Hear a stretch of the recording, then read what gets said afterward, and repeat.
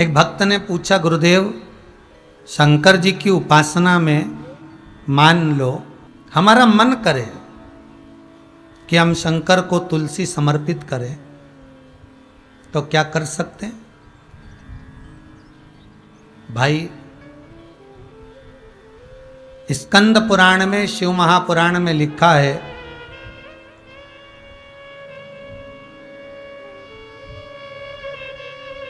कि वृंदा के सात्वित्व का हरण भगवान विष्णु ने करा, शंकर जी ने जलंधर के प्राणों को हरा। वृंदा तुलसी का क्यारा बनी।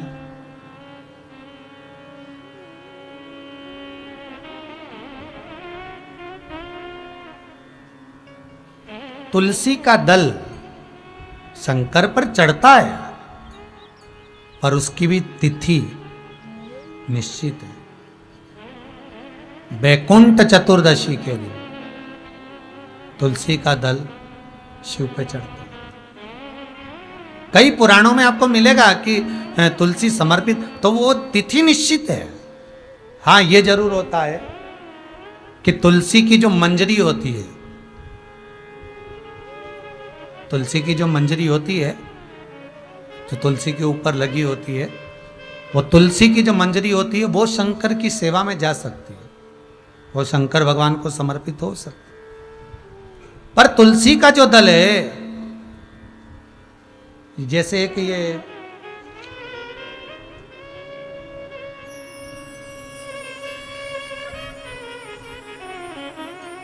एक प्रश्न करा था ये भावना जी परिहार ने कि गुरुदेव शंकर भगवान पर के तांबे के लोटे से ही जल चढ़ाना चाहिए, स्टील के लोटे से नहीं? प्रयास करा करो तांबे के लोटे से जल चढ़े। महाराज,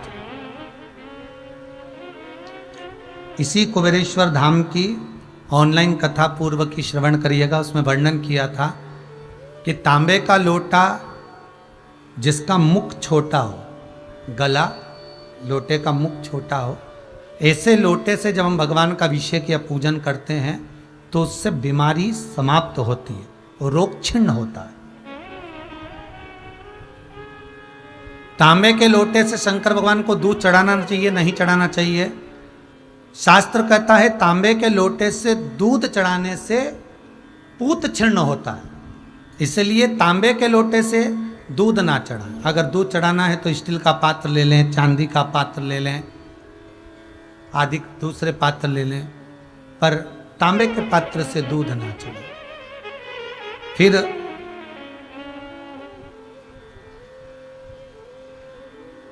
तुलसी के गमले में पानी बिना नहाए नहीं डालना चाहिए क्या?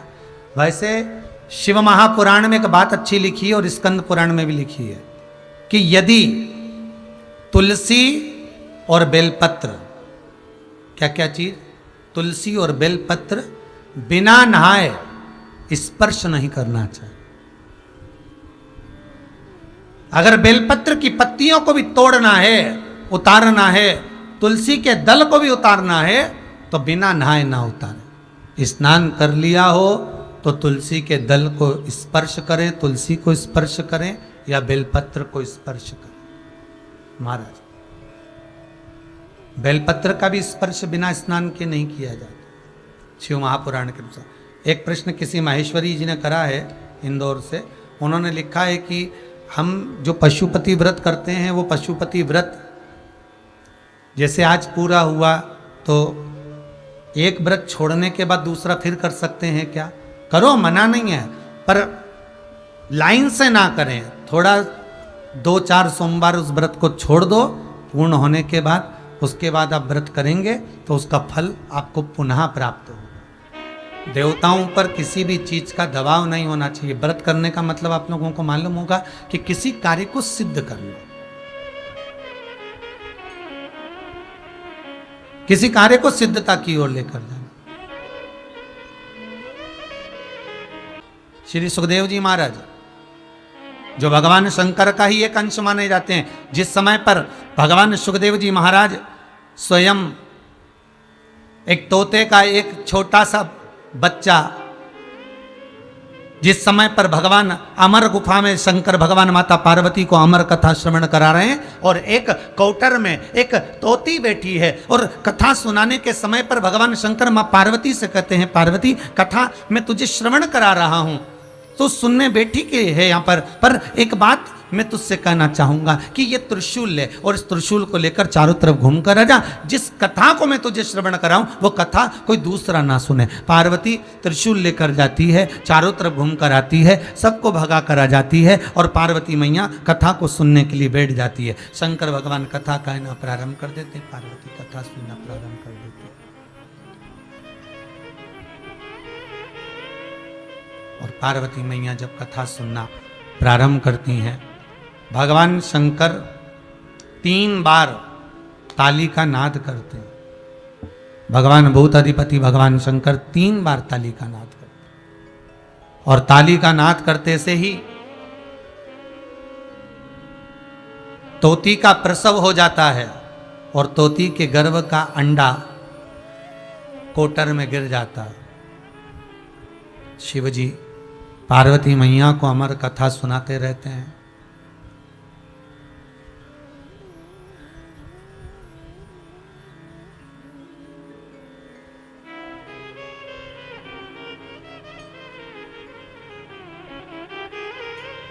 और ये वही अमर कथा है जो भगवान शंकर बड़े भाव से अपने हृदय चित्त में धारण कर रखे थे। पार्वती मैया श्रवण करती है, पर कुछ देर बाद माता पार्वती के नैनों में निंद्रा समाहित हो जाती है, मां सो जाती है।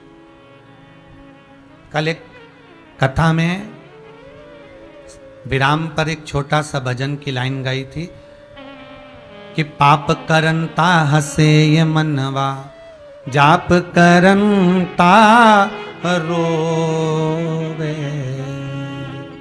पाप करंता हसे ये मनवा, जाप करंता रोवे, काम क्रोध में निस दिन जागे, कथा कीर्तन सो, ऐसी फूटी गई तकदीर, कहो ना कैसे तारो।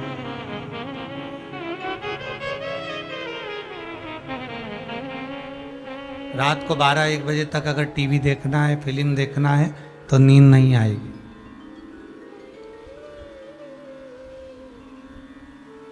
बारह 1-1 बजे तक नाटक देखना है, फिल्म देखना है, सीरियल देखना है तो नींद नहीं आएगी। और मालूम पड़े किसी ने ले जाकर तुमको सुंदरकांड के पाठ में बिठा दिया, क्योंकि ज्यादातर जगह जगह पर सुंदरकांड का जो पाठ होता है ना वो रात को ही होता है, फ्री समय पर।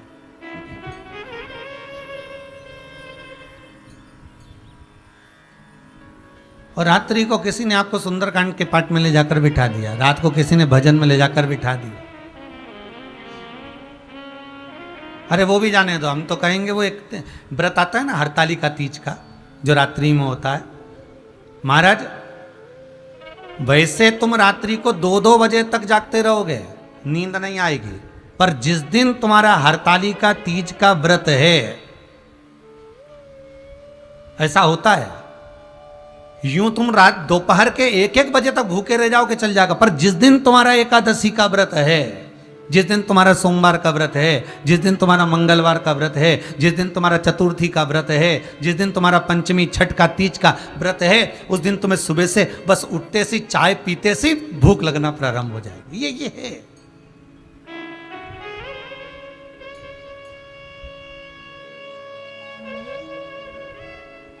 ऐसे आप रात को 12-12 बजे तक 1-1 बजे तक जगते रहो, पर हरतालिका तीज के दिन जैसे ही पूजन का दिन आता है, रात्रि जैसे जैसे शाम मर्द पहली पूजन हुई, दूसरी पूजन हुई और मालूम पड़े नैनों में नींद समाहित होने लगती है। आप कहीं पर जाओ सत्संग में, भजन में, कीर्तन में रात्रि के समय पर बैठे बस नींद आना प्रारंभ हो जाएगी। पर जहाँ वो कहे ना कि भाई ऐसा क्यों होता है, उसका कारण क्या है। लोग शादी में डीजे पर कितना नाचते हैं, नींद नहीं आती, और भजन में बैठते हैं और नींद आने लगती है, कथा में बैठे और नींद आने लगती है। उसका एक कारण ये भी हो सकता है क्योंकि नींद हमेशा अच्छी जगह पर ही आती है, नींद हमेशा मखमल के गादी तकिए पर ही आती है, नींद हमेशा डनलप के गद्दे पर ही आती है, नींद हमेशा सुकून की जगह पर ही आती है। और ये डीजे, ये डिस्को, ये नाटक, ये सीरियल, ये फिल्में, ये जितनी भी हैं, ये सेज सुख की नहीं है, ये मखमल के गादी तकिया नहीं है, ये कांटों की सेज है। इसलिए नाटक में, सीरियल में,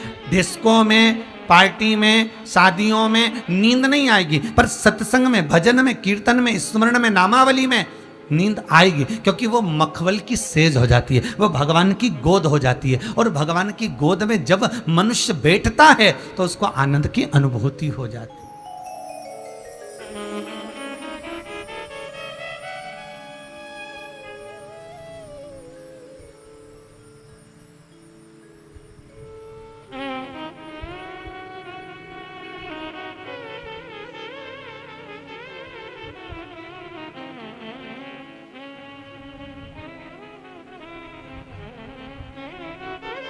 तुम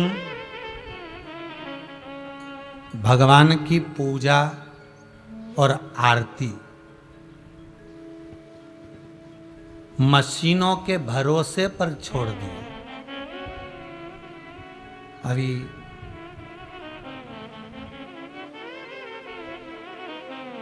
इससे पहले प्रतापगढ़ कथा थी और प्रतापगढ़ के पहले दुर्गापुर कथा थी।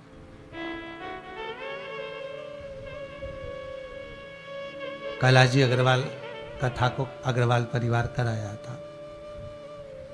यूट्यूब पर भी वो कथा आई थी, लक्ष्मी नारायण मंदिर में हो रही थी। उसी मंदिर में हम भी ठहरे हुए थे। हमने देखा, केवल उसी मंदिर में नहीं, कई मंदिरों में देखा, आरती के समय पर लोग हाथ में घंटी और घड़ियाल लेना बंद कर दिए। एक मशीन आ गई, उज्जैन में मिलती है, हरिद्वार में भी मिलती है, और वो मशीन का खटका दबा दो और नगाड़ा बजना चालू हो जाता है, घंटे की नाद होना चालू हो जाती है, घंटी बजना चालू हो जाती है।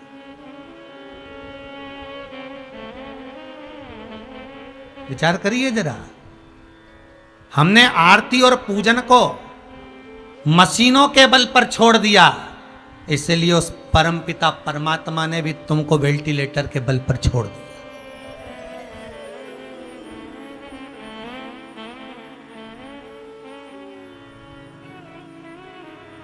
हम दुर्गापुर कथा करने गए तो हमने वहां भी देखा, वो बटन चालू कर देते महाराज जी और घंटियां बजना चालू हो जाती है और नगाड़े बजना चालू हो जाते हैं। अब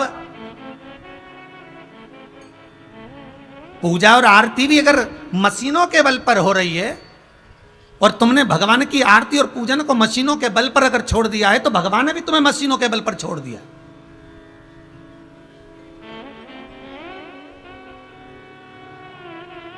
और भगवान भी कह रहा है छोड़ दो इसको वेंटिलेटर पर, मशीनों के। इसने मेरी पूजन को, मेरी आरती को, मेरे भजन को, मेरे कीर्तन को, मेरे नाम स्मरण को, मेरी भक्ति को केवल मशीन का एक ठिकाना बना रखा है।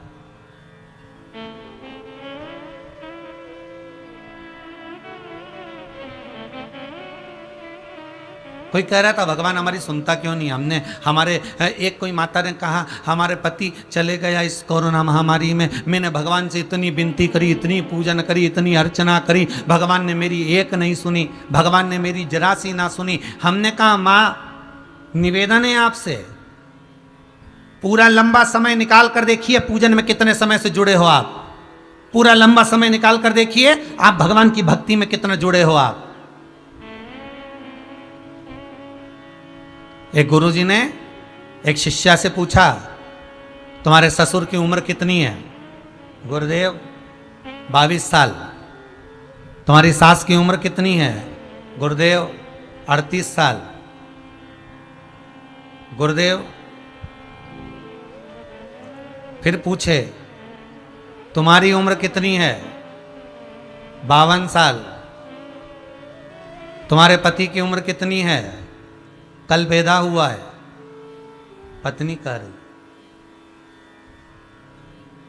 सास को गुस्सा आ गया जो सामने बैठी थी, उठकर खड़ी हो गई, महाराज ये मेरी बहू ने अपनी उम्र सही बताई, बाकी के सब झूठा बताए। ससुर 22 साल का है, मैं 38 साल की हूं, इसका पति कल पैदा हुआ तो शादी किसके साथ हुई इसकी?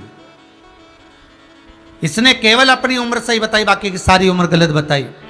गुरुजी हाथ जोड़कर बोले, मां आप बैठ जाओ, गुस्सा मत करो, मैंने आपकी बहू से आपकी उम्र पूछी है, और वो उम्र नहीं जो तुम्हारी है, मैंने आपकी बहू से केवल वो उम्र पूछी है कि कौन कितने समय से भगवान की सेवा में लगा है। ससुर भले 80 साल का हो गया पर 22 साल से भगवान की पूजन कर रहा है। सास भले 70 साल की हो गई पर 38 साल से भगवान का भजन कर रही है। पति भले 60 साल का हो गया पर कल से भगवान की सेवा में लगा, इसलिए कल से ही पैदा हुआ। हमारी सही उम्र का अंदाजा हमें कहे कहां? 2 अगरबत्ती को लगा देना तुम पूजन समझते हो, अगरबत्ती को लगा देना पूजन समझते हो, भगवान के सामने दिया जला देना पूजन समझते हो, भगवान के मंदिर में जाकर 1 लोटा पानी चढ़ा देना पूजन समझते हो, भगवान के मंदिर में जाकर बेलपत्र चढ़ा देना, धतूरा चढ़ा देना पूजन समझते हो। यह पूजन नहीं है। भगवान के मंदिर में जाकर एक क्षण बैठकर उस परमात्मा से दिल की बात कह देना। भले तुम कुछ दिया लगाओ ना लगाओ, अगरबत्ती लगाओ ना लगाओ, तुम भगवान पर जल चढ़ाओ ना चढ़ाओ, बेलपत्री चढ़ाओ ना चढ़ाओ, पर मंदिर में जाकर, अर्थात मंदिर नहीं भी गए हो, अपने ही घर में रहकर अपने हृदय को साफ कर लेना, निर्मल कर लेना, और किसी के प्रति भेदभाव नहीं रखना, किसी के लिए अपशब्द नहीं कहना, किसी के लिए ताना नहीं देना, किसी के लिए गाली नहीं देना, किसी के लिए आड़ा टेढ़ा ना कहना, ये पूजन से बढ़कर भी पूजन है साहब। फिर तो तुम्हारी कथा और वो शिशुपाल की कथा में क्या अंतर है? वो शिशुपाल भगवान के सामने खड़ा है और भगवान कह रहे हैं, दाऊ दादा ये मेरी बुआ का लड़का है, इसको समझा दो, ये गालियों पर गालियां दे रहा है, सहन नहीं करूंगा मैं, इसको कह दो आप, ये मेरी बुआ का लड़का है।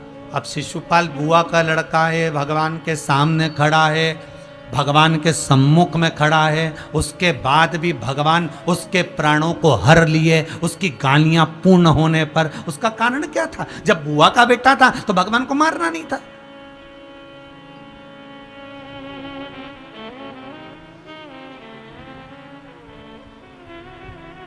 जब भगवान कृष्ण के सामने खड़ा था तो भगवान को मारना नहीं था, क्योंकि भगवान सम्मुख में, फिर क्यों मारा?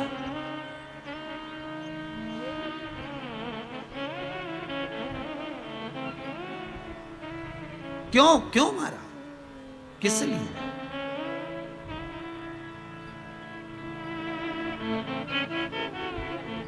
भगवान कह रहे हैं दिखावे की पूजन ना हो,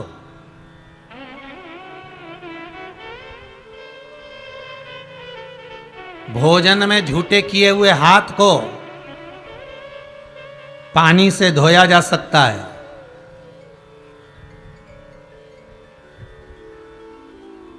भोजन करते समय सब्जी में भिड़े हुए कपड़े को साबुन से धोया जा सकता है, पर कमाई करते समय झूठे किए हुए हाथ को 1 रुपये को 2 रुपये बनाते समय, कमाई करते समय झूठे किए हुए हाथ को ना तो पानी से धोया जा सकता है ना साबुन से धोया जा सकता है। ये झूठे किए हुए हाथ केवल सत्संग से ही धुल सकते हैं, केवल भगवान की भक्ति। और फिर वही वाली बात याद कर लीजिए, धन होगा तो चोरों की नजर जरूर होगी, सुंदरता होगी तो लुच्चों की नजर जरूर होगी, और अगर हृदय में शंकर की भक्ति होगी तो उस महादेव की नजर तुम पर जरूर होगी, ये पक्का है। उस नजर को आपके ऊपर रखना। तो हमें कपड़े कैसे पहने उससे मतलब नहीं रखना, हमें वस्त्र कैसे पहने उससे मतलब नहीं रखना, हमें भीतर से साफ होना, हमें अंदर से साफ होना, हमें भीतर से निर्मल होना।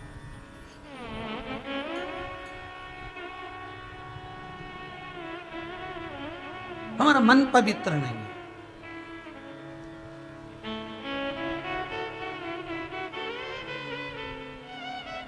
हमारा मन पवित्र।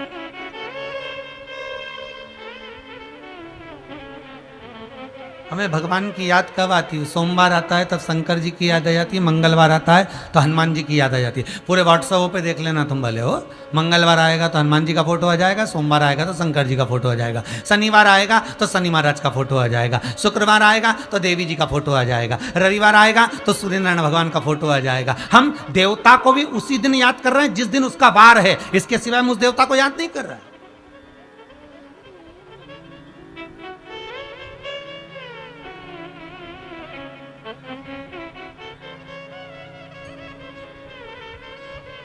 हमने देवताओं को भी वार के बारे में बांट लिया है। सोमवार है, शंकर जी को याद कर लो, आज सोमवार है, मैं शंकर जी के मंदिर जाऊंगी, आज सोमवार है, मैं शंकर की आराधना करूंगी, आज सोमवार है, मैं शिव का स्मरण करूंगी।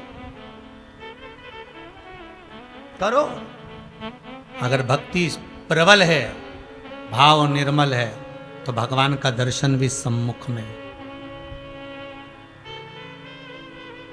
कल समीर जी के मोबाइल पर बहुत सारे लोगों ने अपने अपने फोटो डाले, उसमें कुछ फोटो लोगों ने डाले कि गुरुदेव से कहना 60% कोरोना था, पूरा शरीर बेकार हो चुका था, केवल मोबाइल पर शिव महापुराण की कथा को सुन सुनकर श्री शिवाय नमस्तुभ्यम का जाप कर कर ठीक होकर घर आ गया हूं, गुरु जी को कहना। फोटो तक भेजा उस व्यक्ति ने। अगर आस्था चैनल वालों के पास में है वो फोटो तो दिखाइएगा। उन लोगों ने अपने फोटो भेजे हैं कि हम भगवान शंकर की मात्र कथा का रसस्वादन कर कर, शंकर का अनुमोदन कर कर, शिव महापुराण का स्मरण कर कर हम वापिस लौट कर आ गए। शंकर की रुचि अर्थात शिव महापुराण की कथा फिर कहती है कि दिखावे से शंकर को मत रिझाओ। भगवान को दिखावा प्रिय नहीं है। आप किस कलर के कपड़े पहने हो, कौन से कपड़े पहने हो, भगवान को उससे मतलब नहीं है। कपड़ा बदलने से परमात्मा नहीं मिलता, कलेजा बदलने से भगवान मिल जाता है। आप कपड़े कब तक बदलोगे साहब? कपड़ा तो उस लंकाधिपति रावण ने भी बदला था, संत का चोला पहन लिया था, और ऐसा चोला उस संत का पहना और रावण सीता को हर कर चले गया कि वो संत का चोला आज भी कुंभ के मेले में सबसे पहले धोया जाता है तो भी साफ नहीं हो पाता। कपड़े बदलने से क्या होगा? इस चित्त वृत्ति को बदलना, इस मन को बदलना, इस भाव को बदलना।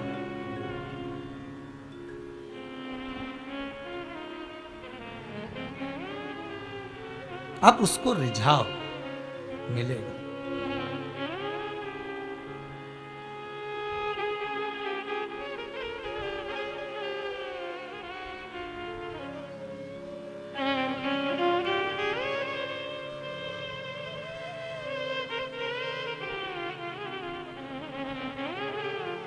महाराज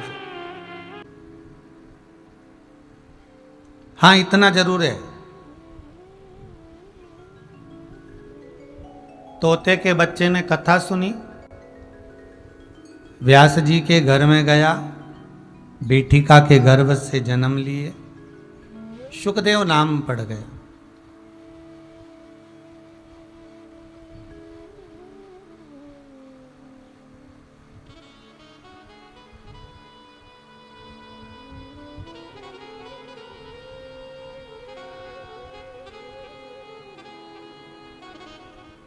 तोता, आप लोग कभी मिट्ठू को, तोता को देखना, नीम पर बैठेगा, आम पर बैठेगा, बड़ा चतुर होता है, कांटे की झाड़ी पर कम बैठता है, पर वही तोता, वही सुखदेव जी महाराज जो जन्म लेने के बाद अवस्था धारण कर कर वन को जाने लगे और श्री वेद व्यास जी महाराज उनको पकड़ कर लेकर आए। चलो, कहाँ जा रहे हो? महाराज मेरा मन नहीं है गृहस्थ आश्रम में पढ़ने का। मैं तो बैरागी, मैं त्यागी, मैं सन्यासी बनकर अपनी जिंदगी जीना चाहता हूं। मेरा मन नहीं है गृहस्थ आश्रम में पढ़ने। वेद व्यास जी कहते हैं कि सबसे बड़ा आश्रम ही गृहस्थ आश्रम है। सबसे बड़ा आश्रम कौन सा? गृहस्थ आश्रम। घर के अंदर रहो और गृहस्थ आश्रम में रहकर अगर मुख से भगवान का नाम निकल गया तो आनंद की अनुभूति हो गई।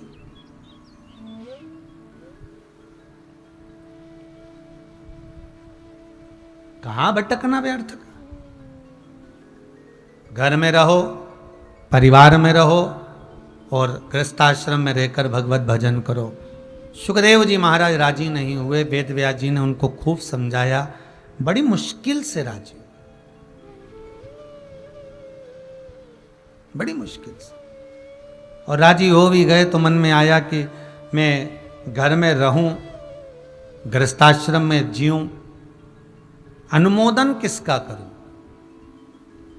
देखिएगा, जिन शंकर के मुख से श्री सुखदेव जी महाराज ने कथा का रसस्वादन श्रवण किया हो, शिव के मुख से जब कथा को सुना हो, तो वो सुखदेव जी महाराज भगवान शंकर की वाणी को श्रवण करने के बाद सुख तो हृदय में वैसे ही समाहित हो गया, तो फिर भटके कहाँ। फिर एक बार मन में आ गया सुखदेव जी के मन में कि अब मैं गृहस्थाश्रम में नहीं पढ़ना चाहता। फिर वेद व्यास जी ने उनको राजा जनक जी के घर पर भेजा। देवी भागवत में लिखा है, और देवी भागवत में लिखा कि राजा जनक के यहाँ भेजा गया। और जनक जी महाराज के यहाँ पर जब सुखदेव जी महाराज गए और जाकर दरवाजे पर खड़े होकर कहा, कह दो श्री वेद व्यास जी महाराज के पुत्र महाज्ञानी श्री सुखदेव जी महाराज आए। जनक जी निकल कर बाहर नहीं है। जनक जी निकल कर बाहर नहीं है, क्योंकि उनको लगा अहंकार के शब्द जब निकलते हैं तब तक भगवान का मिलना बड़ा कठिन हो जाता है। अहंकार के शब्द जब छूट जाते हैं तब परमात्मा मिलता जरूर है। अहंकार के शब्द गए और भगवान मिला। ये जो उठा पटक है ना, आप लोग ध्यान दिए होंगे, शादी में गए होंगे आप लोग, कोई कोई गया है? आप लोग जितने लोग टीवी पर कथा सुन रहे हो, जितने लोग मोबाइल पर कथा सुन रहे हो, फेसबुक यूट्यूब पर कथा सुन रहे हो, चाहे स्वयं राजगरिया परिवार हो, कभी आपके घर में फंक्शन हुआ होगा, कभी आपके घर में शादी ब्याह हुआ होगा, या जितने लोग कथा सुन रहे हैं आप भी कभी कहीं शादी में, ब्याह में, फंक्शन में, पार्टी में कहीं गए होगे, तो आपने पता करा होगा कि इतने सारे बर्तन वो हलवाई ने लिख दिए। हलवाई ने कितने बर्तन लिखे? ढेर सारे बर्तन लिख दिए। 4 भगोने बड़े वाले, उससे छोटा भगोना 6, उससे छोटा भगोना 8, फिर परात, फिर ट्रे, फिर डोरी, भट्टा, कढ़ाई, तेल की कढ़ाई अलग, घी की कढ़ाई अलग, चाशनी की कढ़ाई अलग, कितना सामान, डस्टबिन, सब कुछ लिखा, प्लेट भी लिखा, चम्मच भी लिखी, सब लिखा। फिर घर के लोग आए और घर के लोगों ने आकर देखा कि साहब इसमें, पूछ लिया घर के लोगों ने, इसमें क्या रखोगे? तो कि इसमें नुक्ती रखेंगे। अच्छा। इसमें क्या रखोगे? इसमें पूड़ी रखेंगे। अच्छा। इसमें क्या रखोगे? तो इसमें सब्जी रखेंगे। इतने भगोने। हाँ। फिर इसमें क्या रखोगे? इसमें कचरा रखेंगे। इसमें क्या रखोगे? इसमें पूड़ी का आटा उसनेंगे। अच्छा। इसमें क्या रखोगे? तो इसमें हम पूड़ी बना बना कर इसमें पटकेंगे। अच्छा। फिर एक इतना लंबा डंडा, ऐसा, ये माइक का डंडा दिख रहा, ऐसा एक लंबा डंडा, और उसमें एक ऐसा चपटा सा ऐसा पलटा, उसको कहते पलटा या खोचा। अब तुम्हारे यहाँ जो भी बोलते हो भाई, जितने लोग तुम लोग कथा सुन रहे हो ना, तुम्हारे यहाँ जो बोलते हो, अब तुम्हारे यहाँ क्या बोलते होंगे हमको नहीं मालूम है। और एक लंबा सा डंडा और उसमें ऐसा लगा हुआ, उसको हमारे यहाँ पलटा कहते हैं, खोचा कहते हैं, वो पड़ा हुआ था। तो हलवाई ने, फिर एक व्यक्ति ने पूछा है ये क्या है? तो कि यही तो काम का है, ये क्या काम आता है? तो क्या बस यही काम आता है कि जब सब्जी पकती है, चावल बनाया जाता है, दाल बनाई जाती है, सब्जी बनाई जाती है, तो इससे उस सब्जी को पलट दिया जाता है।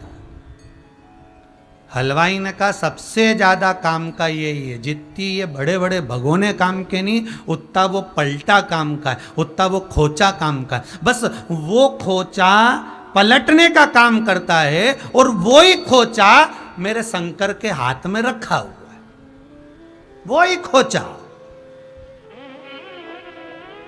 वो ही पलटा। और मेरे भोलेनाथ जी ने देख लिया, जब भगोने में सब्जी बनती है और सब्जी बनते बनते दाल सब्जी जब ऊपर जब आ जाती है और भुदक भुदक करने लगती है, तो इतने में हलवाई दौड़ के आता है और पलटा उठाकर ऊपर का नीचे, नीचे का ऊपर कर देता है। तो जो भुदक भुदक कर रहा होता है वो नीचे चले जाता है, और नीचे जाता है तो जलने लगता है, जलने लगता है, भगवान को पुकारने लगता है, और भगवान को पुकारे मतलब फिर हलवाई आया और वो खोचा लगाया, और खोचा लगाया तो फिर ऊपर आ गया।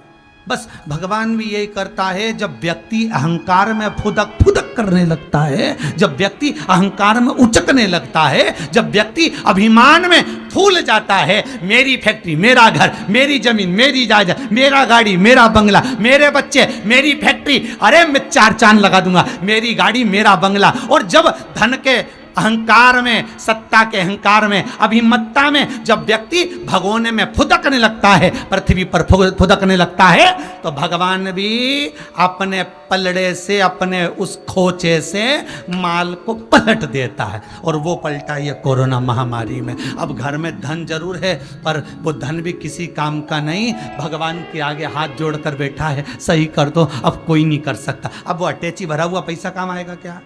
अब वो सामान काम आएगा क्या? अब वो गाड़ी और बंगला काम आएगा क्या? कुछ नहीं, सारा धरा की धरा रह गया।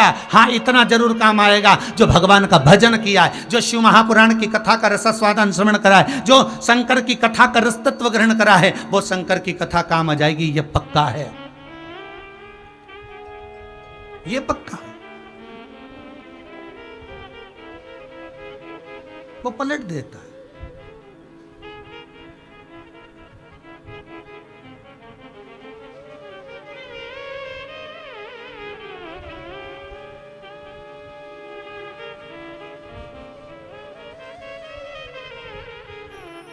मनुष्य को सीधा करने का तरीका भगवान को बहुत सारे हैं। भगवान के पास में बहुत सारे तरीके हैं। कभी भूकंप ला देता है, कभी बाढ़ ला देता है, कभी त्रासदी ला देता है, कभी हिला देता है, कभी सूखा। उसके पास में ढेर सारे तरीके हैं। अपने पास में कोई तरीका नहीं है। एक ही तरीका है कि भगवान की भक्ति करो, स्मरण करो, उसके भजन में डूबे रहो, और उसने जन्म दिया है तो पेट वो भरेगा, बस उसके विश्वास पर जीते रहो। तो भगवान भी कहता है कि तू चिंता मत करना, जन्म मैंने दिया है, पैदा हुआ तो माता के स्तनों में दूध मैंने दिया, पेट मैंने भरा, तो मरने के बाद भी कफन भी मैं ही दूंगा, अग्नि भी मैं ही दूंगा। और वो आज भगवान ने कलिकाल में सिद्ध कर दिया। ना मोहल्ले वाले, अरे पड़ोसी भी आंख कर आंसू नहीं पोंछ रहे, मोहल्ले के लोग देखते रह रहे हैं बस कि मर गया, रो रहे हैं, पर कोई आंसू पोंछने वाला नहीं। कौन चुप करा रहा है? कौन आंसू पोंछ रहा है? विपदा की घड़ी में पलंग के सिराने पर आकर कौन खड़ा है? जो तुमने भजन किया, जो तुमने दान किया, जो तुमने पुण्य करा, जो तुमने सत्कर्म करा, वो सब मुख में खड़ा।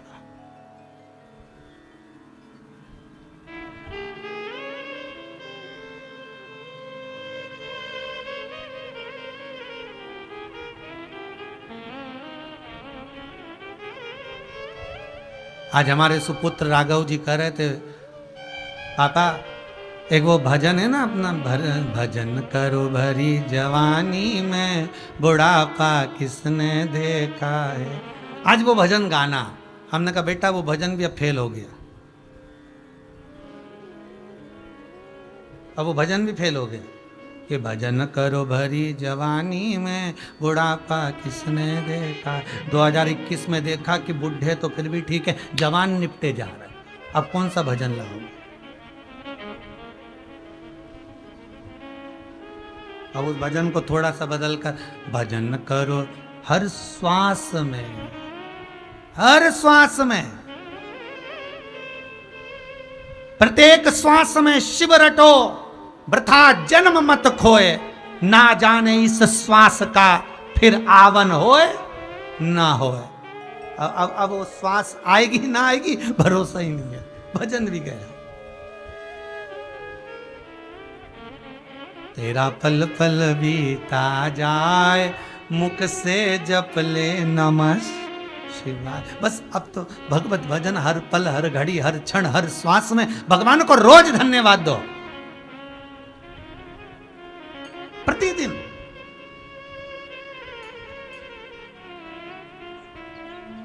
आज हम भगवती महाराज को कह रहे थे, भगवती महाराज अब लोगों को एक काम करना चाहिए कि जिनसे दुश्मनी है उनको भी जय श्री कृष्णा करना चाहिए।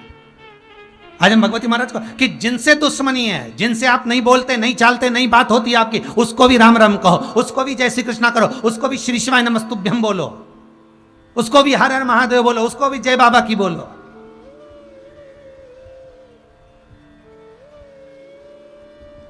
क्योंकि ये समय अब दुश्मनी निभाने का नहीं, अब प्रेम बांटने का है। और प्रेम बांटने के लिए तुम्हें कहीं जाने की जरूरत नहीं, तुम अपने घर पर रहो, तुम अपने घर में रहो और घर में रहकर अपने जिससे दुश्मनी भी हो गई ना उसको फोन लगा कर कह दो, तुम चिंता मत करना, हम बैठे हैं, बिल्कुल टेंशन मत लेना, भगवत भजन करो। आस्था चैनल पर कथा आ रही है 2 बजे से 5 बजे तक, सीवर वाला महाराज बाचरिया है, कथा सुनो, टेंशन नहीं लीजिएगा।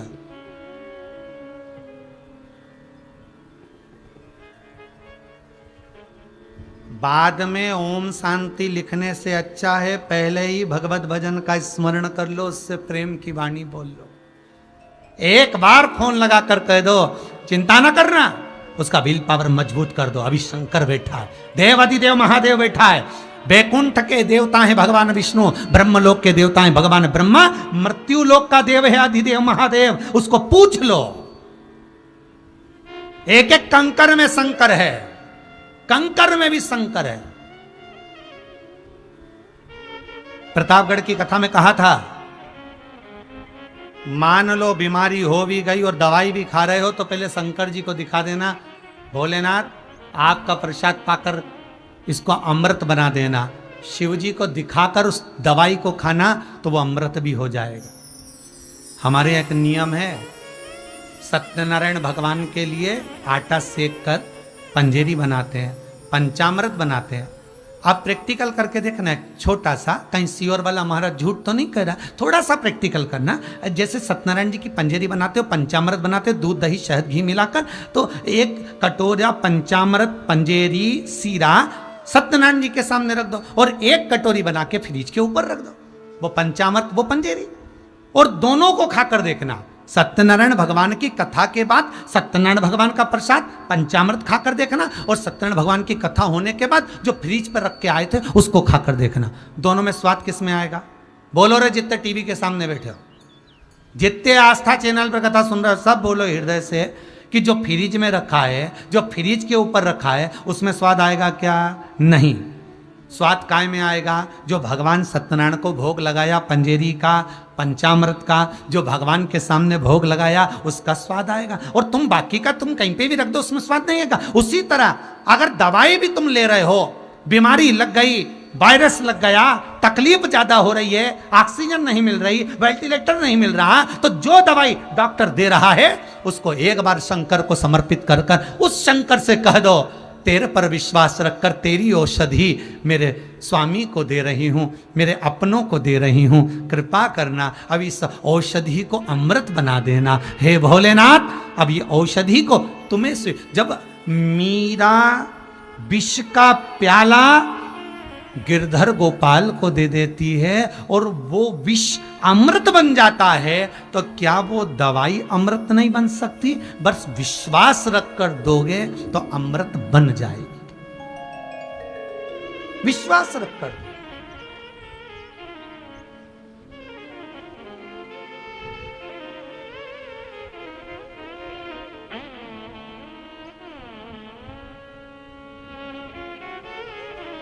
अगर विश्वास रख कर दिया है तो अमृत बनिए।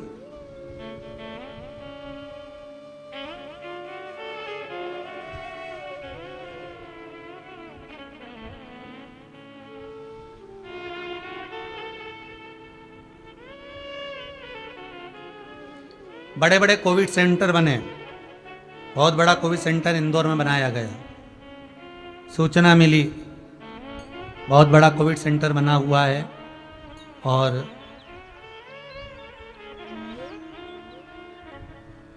राधा स्वामी सत्संग व्यास में बना हुआ है। दवाइयाँ चालू हो गई, मरीज भी आना प्रारंभ हो गए। सूचना मिली तो हमने एक माहेश्वरी जी हैं उनको खबर करी कि एक काम करिए, आप वहाँ पर जाकर थोड़ा सूचना दो कि जितने मरीज इस कोविड सेंटर में रह रहे हैं उनको कम से कम 5 या 10 मिनट का भगवत कीर्तन कराओ। कुछ नहीं, जितने लोग पलंग पर पड़े हैं उनको भगवत कीर्तन कराओ। जितना कोई बेड पे बन जाए तो ठीक, कोई पड़ा है तो ठीक। भगवत नाम तो जब्बा, व्यक्ति का शरीर तो कष्ट में, भगवत भजन करने में क्या दिक्कत है। आज भगवान की ऐसी कृपा हुई कि उस कोविड सेंटर में भगवत नाम का जाप भी चालू हुआ और धीरे धीरे जाप चालू होते होते जितने कोविड सेंटर हैं उसमें 15 से 20 मिनट का कीर्तन भजन लोग जपवा रहे हैं और लोग उस कीर्तन के बल पर मरीज धीरे धीरे ठीक होते चले। ये भगवत भजन का बल है।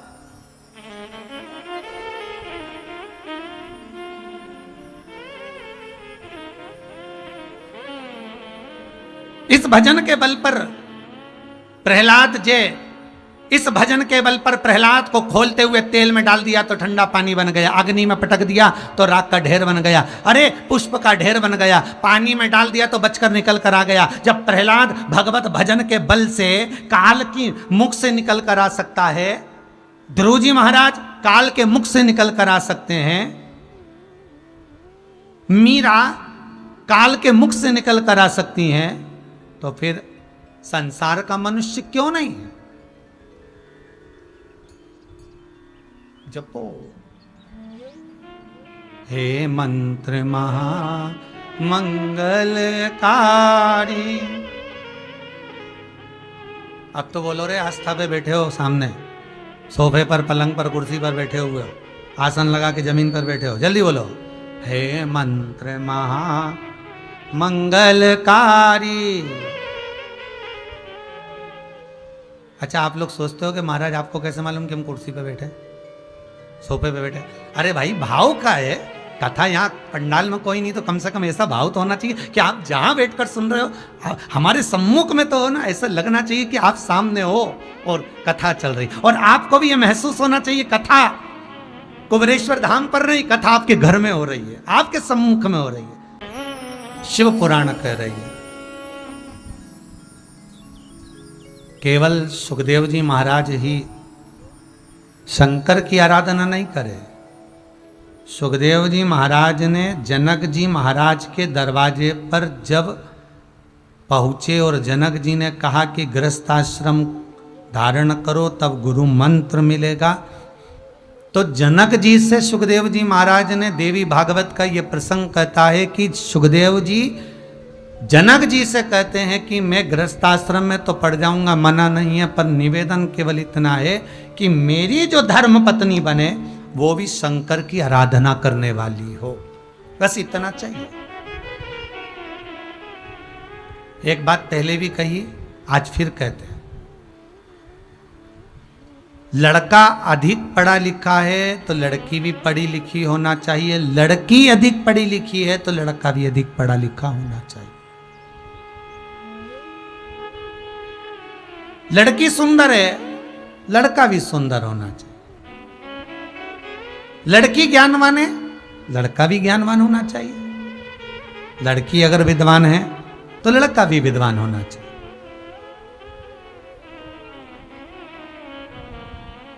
यदि इससे विपरीत आपने जोड़ी ढूंढ ली ना तो वो जोड़ी स्वस्थ नहीं रहेगी, वो जोड़ी अच्छी नहीं रही।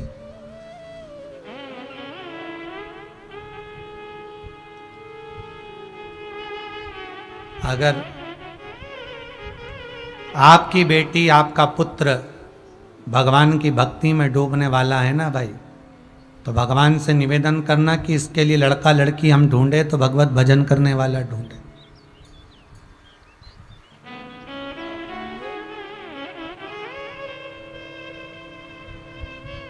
भगवत भजन करने वाले।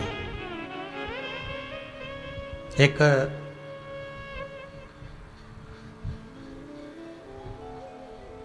घर में बहू, बेटा, पोता, पोती और पिता, 5 सदस्य घर में रह रहे।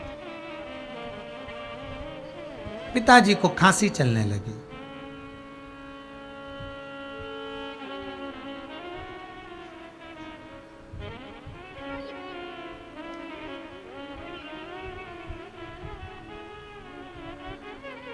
बहू ने अपने पति से कहा, सुनो, बच्चों को पढ़ने में डिस्टर्ब होता है, परेशानी होती है, पिताजी को जो माली का कमरा है चौकीदार वाला, उस कमरे में ठहरा दीजिए।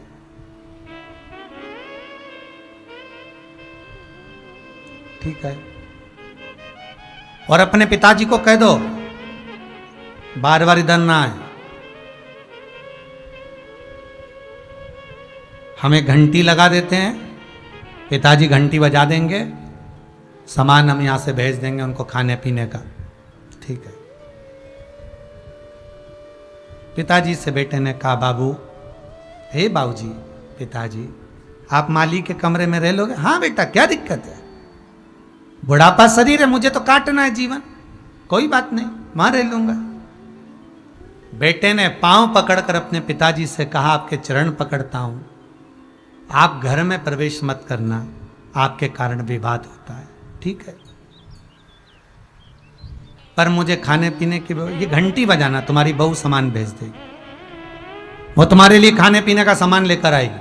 ठीक है। पिताजी घंटी बजा देते, बहू नौकर के हाथ सामान भेज देती। 2 महीने 3 महीने निकले, यही काम चलता रहा।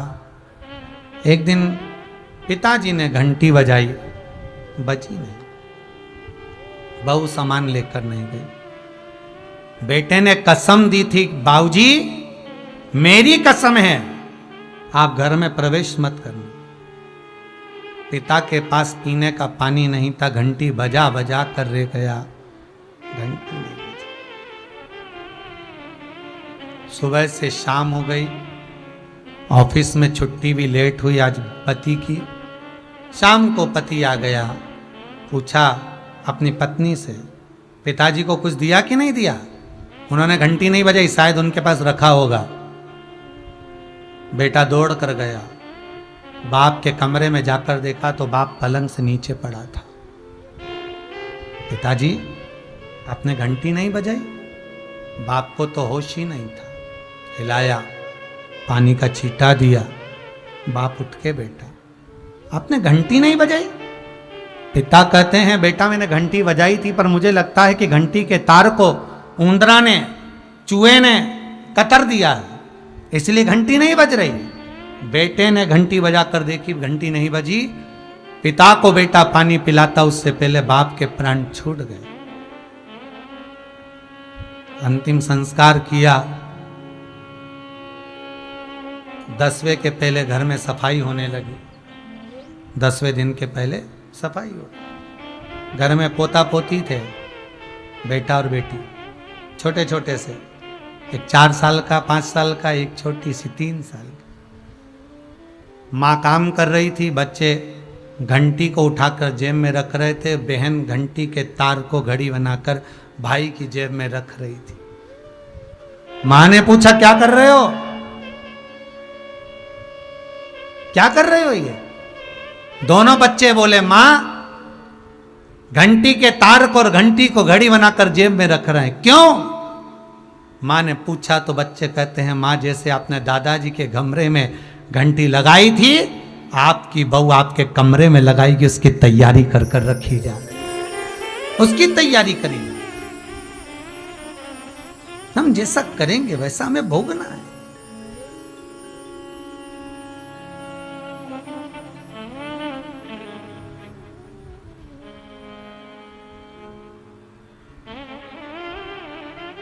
हम जैसा कर्म करेंगे उसके अनुसार हमें भोगना पड़ेगा।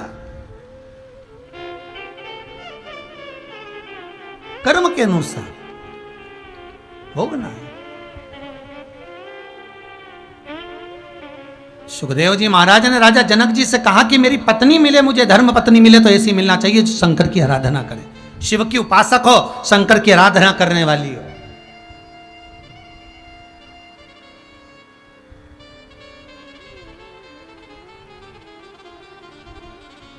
और आपसे भी निवेदन है, जितने लोग कथा सुन रहे हो, मुझे बहुत अच्छा लग रहा है। राजगरिया परिवार में बहू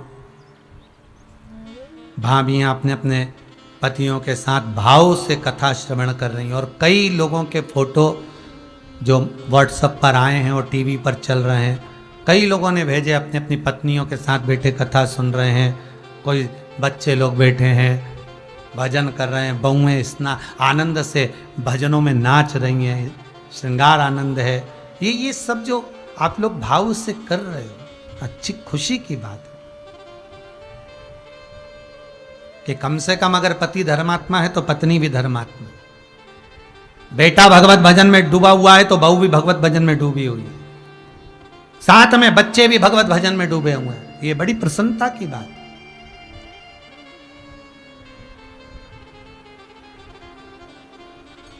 और दुनिया के लोग कहते हैं धर्म की जय हो, अधर्म का नाश हो, प्राणियों में सद्भावना हो, विश्व का कल्याण हो। ये आस्था चैनल के माध्यम से आप जो कथा देख रहे हो, सुन रहे हो, इस आस्था चैनल के माध्यम से जो आप कथा को श्रवण कर रहे हो, इस आस्था चैनल के माध्यम से जो आप कथा का रसास्वादन कर रहे हो, टीवी चैनल पर आप पूरे जगह जगह के लोगों का जो फोटो देख रहे हो, ये दिखता है कि धर्म की जय हो। ये आस्था चैनल दिखा रहा है कि धर्म इसको कहते हैं। धर्म आज भी जागृत है और ये मानव हिंदू धर्म को दुनिया नष्ट नहीं कर सकती। ये इससे जागृतता दिखती है, ये इससे नजर आता। ये धर्म की जागरूकता नजर आती है।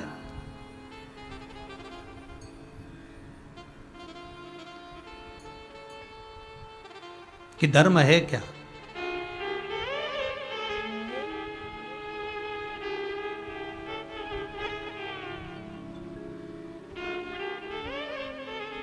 महाराज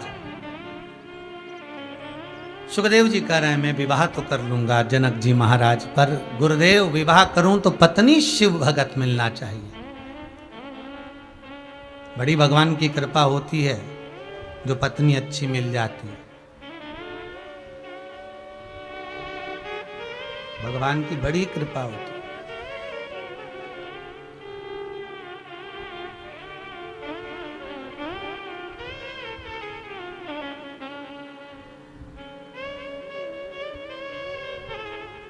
महाराज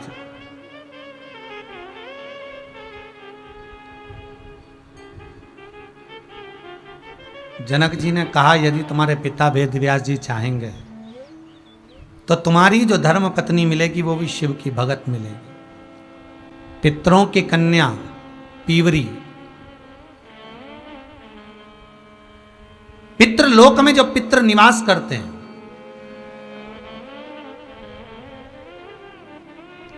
पितरों के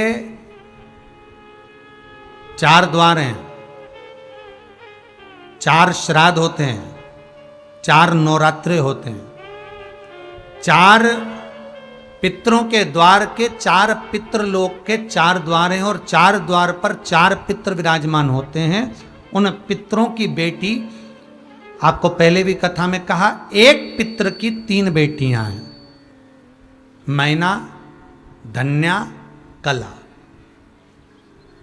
जिनके घर में पार्वती जी का जन्म हुआ, धन्या जो सुनैना बनी, जिनके घर में सीता जी प्रगटी, कला कीर्ति बनी, जिनके घर में राधा प्रगति।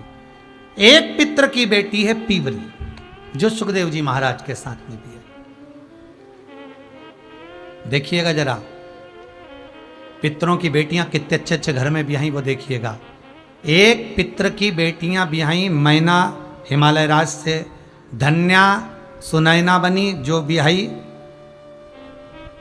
स्वयं राजा जनक के यहाँ, कला कीर्ति बनी जो वृषभानु जी के साथ में भी है, और एक पिता की पुत्री पीवरी जो श्री सुखदेव जी महाराज के साथ में भी है। और सुखदेव जी महाराज के साथ में पीवरी का विवाह तो हो गया। विवाह होने के बाद सुखदेव जी महाराज फिर वन की ओर जाने लगे तो वेद व्यास जी ने रोका, रुको जरा रुको, अपनी धर्म पत्नी आ गई तुम्हारी पत्नी, पर पहला फर्ज है गृहस्थाश्रम में रहना, परिवार में रहना और इस परिवार को आगे बढ़ाना। सुखदेव जी महाराज के घर में 4 पुत्र हुए, कृष्ण, गौरप्रभ, भूरी और देवश्रुत।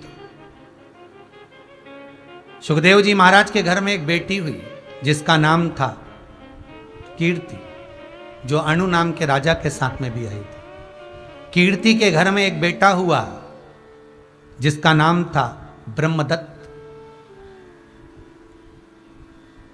अब देखिएगा जरा, सुखदेव जी महाराज के घर में 4 बेटे हुए, एक बेटी हुई। कितना सुंदर संवाद देवी भागवत में लिखा है कि ये 4 बेटे और एक बेटी शिव की उपासना में इतने डूबे रहते थे, इतने डूबे रहते थे कि जब ये ब्रह्मदत्त भांजा मामा के घर में जाता था तब मामा और भांजे दोनों गौरप्रभ और ब्रह्मदत्त मिलकर एक शिवलिंग का निर्माण करते थे। और शिवलिंग का निर्माण जब करते इतनी आराधना में डूब जाते थे, इतनी आराधना में डूब जाते थे कि शंकर के शिवलिंग का अभिषेक करना भूल जाते थे। तो स्वयं गंगा ब्रह्मदत्त और गौरप्रभ के सामने आकर शंकर के शिवलिंग पर बूंद बूंद पानी गिराने लगती थी, कहीं ये पार्थिव शिवलिंग, ये मट्टी का शिवलिंग सूखने के बाद तिड़क ना जाए, चटक ना जाए। उस कभी कभी आपने भी प्रयास करा होगा, जितने लोग आस्था टीवी पर कथा सुन रहे हैं, फेसबुक यूट्यूब पर सुन रहे हो, आपने भी कभी शिवलिंग का निर्माण करा होगा, मट्टी का शिवलिंग बनाया होगा। बहुत देर तक अगर शिवलिंग को रख दो, पूजन नहीं करो, पानी ना चढ़ाओ, दूध दही ना चढ़ाओ, तो शिवलिंग चटक जाता है, क्योंकि मिट्टी का है। कच्ची मिट्टी का शिवलिंग तो चटकेगा, बीच में से फट जाएगा, टूट जाएगा, खंडित हो जाएगा। पर कोई अगर आपसे प्रश्न करे, बहुत ध्यान दीजिएगा महाराज, कोई आपसे प्रश्न कर ले कि वो कौन था जो पार्थिव शिवलिंग का निर्माण करता था और शिवलिंग चटकता नहीं था, बिना पूजन के भी उस शिवलिंग पर जल चढ़ता रहता था, तो आप कह सकते हो एक सुखदेव जी महाराज के पुत्र और एक सुखदेव जी महाराज की पुत्री के पुत्र ब्रह्मदत्त और गौरप्रभ, ये दोनों मामा और भांजे शंकर के शिवलिंग का निर्माण करते थे। जब निर्माण करते थे उस शिवलिंग के निर्माण में इतने डूब जाते थे, भगवान की भक्ति में इतने डूब जाते थे कि जल चढ़ाना भी सुध से निकल जाता था। तब स्वयं शंकर गंगा जी को भेजते थे कि जाओ, इन्होंने शिवलिंग का निर्माण कर दिया है तो जल की धार तुम लगाओ, और गंगा जल की धार छोड़ने के लिए आती, गंगा जल की धार छोड़।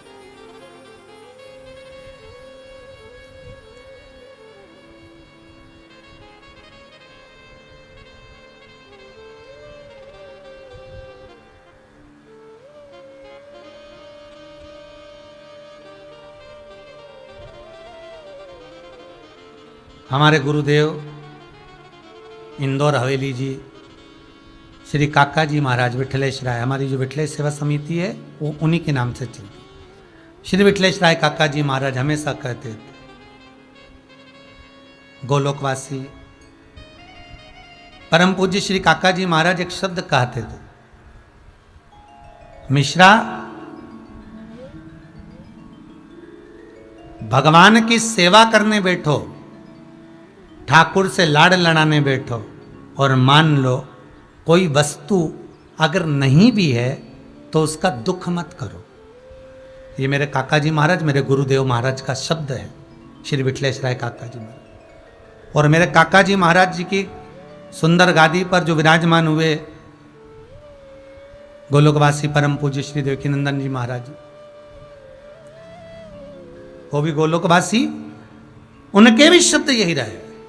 जब हम ठाकुर का श्रृंगार करें, जब हम ठाकुर जी से आराधना करने के लिए बैठे, जब भगवान से हम लाड़ लड़ाने के लिए बैठे, जब हम किसी मंदिर में, हवेली जी में, भगवत भजन में सेवा करने के लिए बैठे और मालूम पड़े कि तुम्हारे पास में कोई वस्तु नहीं है, कोई वस्तु चली गई, छिन्न हो गई, समाप्त हो गई, तो वहां यह विचार न करें कि वस्तु चली गई, छिन्न हो गई, समाप्त हो गई।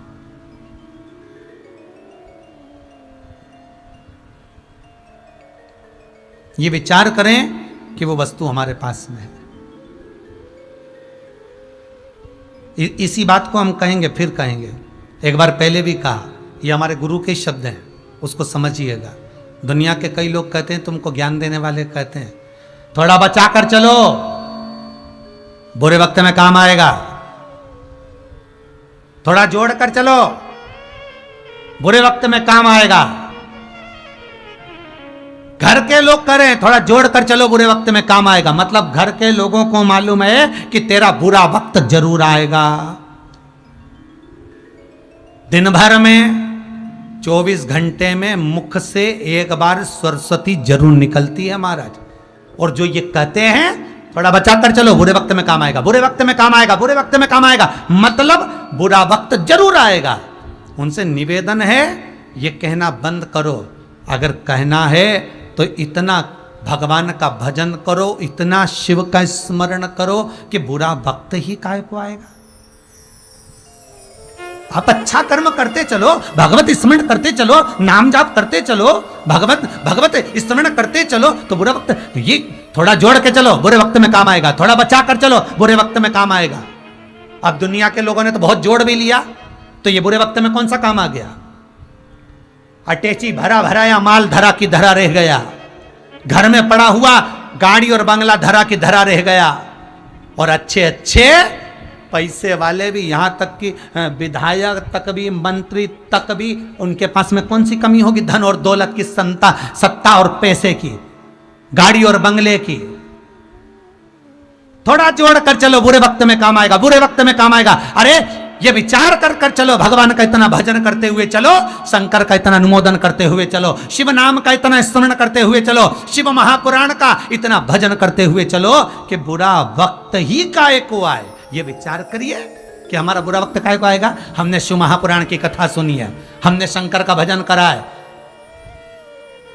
श्री शिवाय नमस्तुभ्यम का अखंड जाप करा है,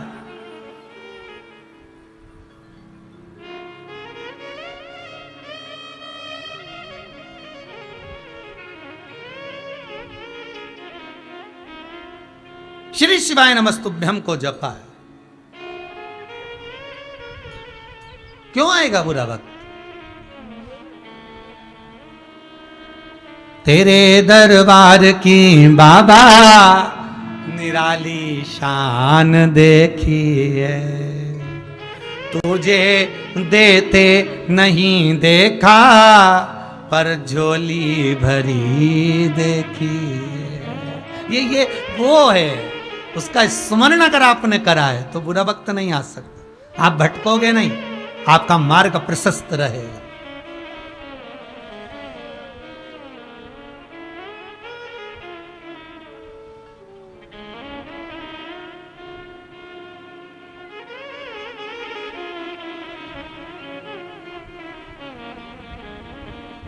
भटकोगे नहीं। महाराज गौरप्रभ, ब्रह्मदत्त दोनों शिव आराधना में लगे रहते थे। मेरा शिव ओगड़दानी त्रिकालदर्शी कैलाशी है।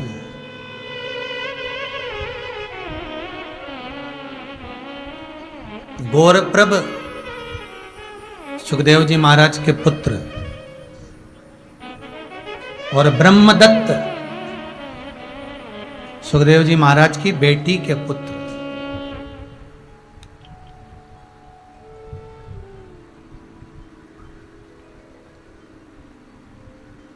ये शंकर के बड़े उपासक हैं।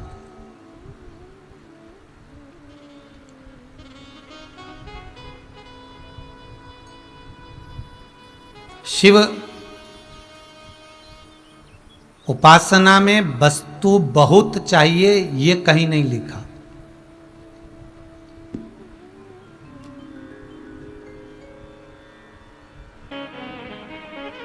गौर प्रभ और ब्रह्मदत्त शिव आराधना में डूबे।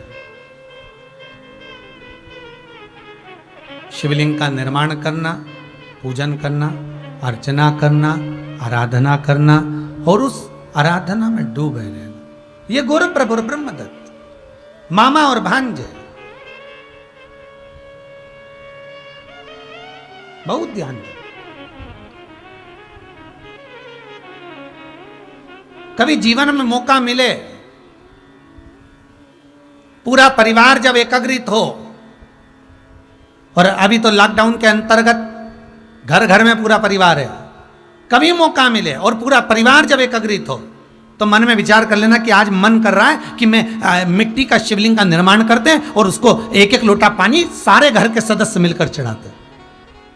कभी मन कर जाए तुम्हारा, बैसाख का महीना चल रहा है, कभी तुम्हारा मन कर जाए, तुम्हारे घर में छोटा सा शिवलिंग हो, चाहे पारद का हो, स्फटिक का हो, मिट्टी का हो, जो भी तुम्हारे घर में, पत्थर का हो, नर्मदेश्वर हो, मार्बल का हो, पीतल का हो, जो तुम्हारे घर में हो, कभी तुम्हारा मन कर जाए कि बैसाख का महीना चल रहा है, बैसाख के महीने में शंकर भगवान को जल के पात्र में जल भरकर गंगा, नर्मदा, सरयू, छिपरा, तुम्हारा मन कर जाए एक तसले में, एक पात्र में शंकर को रखकर सारी नदियों का स्मरण कर कर एक एक लोटा पानी बैसाख के महीने में शंकर को समर्पित कर कर देखिए, आपके मन की अभिलाषा के लिए।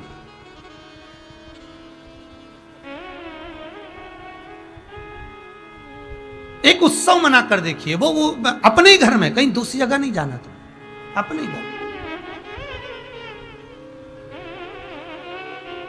उज्जैनी में, काशी में, सोमनाथ में, मल्लिकार्जुन में, ओमकारेश्वर में, भीमाशंकर में, वैद्यनाथ में, सारे ज्योतिर्लिंगों में बैसाख के महीने में 5, 7, 11 कलश मिट्टी के, चांदी के भरकर, तांबे के भरकर लटकाए जाते हैं शिव के ऊपर, अलग अलग नदियों के भाव से, गंगा, छिपरा, नर्मदा, सरयू, सरस्वती, यमुना, सारी नदियों के भाव से, और वो बूंद बूंद पानी शंकर जी के ऊपर धीरे धीरे कर कर चढ़ता रहता है। क्यों?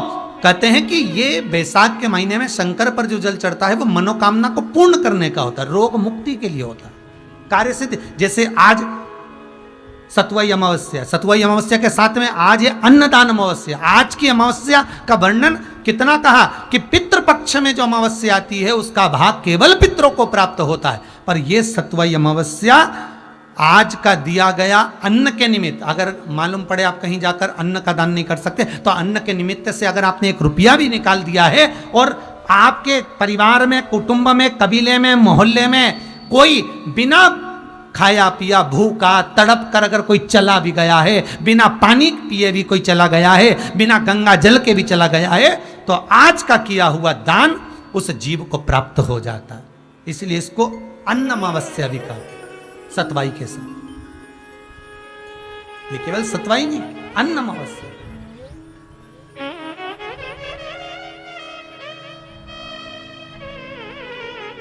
उसका भाव होता है। कभी मन करे तुम्हारा प्रयास करना, अपने घर में एक बर्तन ले लेना, बड़ा सारा तवेला, तसला, उसको रख लिया, उसमें शंकर जी रख लिया, नहीं हो तो अपने कहीं से मिट्टी ले लो, बाहर तुम्हारे बगीचा होगा उसमें से छोटा सा शिवलिंग बना लो। आज पूरे घर के लोग 1-1 लोटा पानी चढ़ाएंगे, आज 1-1 लोटा पानी सब चढ़ाओ, चढ़ाओ। बैसाख का महीना है, भगवान शंकर को शीतलता प्रदान करें। कभी मन आ जाए तुम्हारा, कथा सुनते सुनते तुमने चंदन घिस लिया, और चंदन घिसने के बाद आज मन कर गया कि कल या शाम तक कथा सुनने के बाद सब शंकर भगवान को चंदन का लेपन करेंगे, पूरे घर के लोग 1-1 उंगली चंदन, थोड़ा थोड़ा चंदन सब लगा। कथा सुनते सुनते तुम्हारा मन कर जाए आज 1-1 चावल का दाना सब इकट्ठा कर लो, 7 लोग हैं, 7 चावल के दाने इकट्ठे कर लो, आज शंकर जी को कथा सुनने के बाद चावल का दाना चढ़ाएंगे। बैसाख का महीना, शिव का अनुमोदन करने में। गौर प्रभ और ब्रह्मदत्त की कथा कहती है कि शंकर को यह जरूरी नहीं कि बहुत सारी वस्तुएं ही देना पड़ेगी। शिव महापुराण की कथा कहती है जो भाव से समर्पित कर दिया भगवान शंकर उसको स्वीकार कर लेता है, भगवान शिव उसको ग्रहण कर। और भाव से नहीं दिया जाए, दिखावे से दिया जाए तो, दिखावे से दिया जाए तो शिव नहीं लेता। कथा आती है देवऋषि नारद कामदेव पर विजय प्राप्त कर लेते हैं।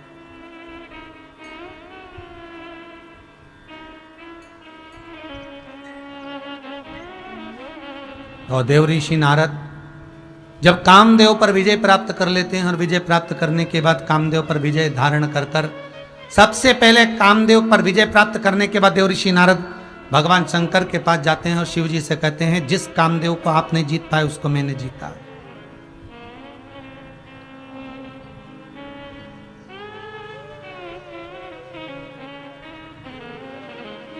जिसको आपने नहीं जीता उसको मैंने जीता।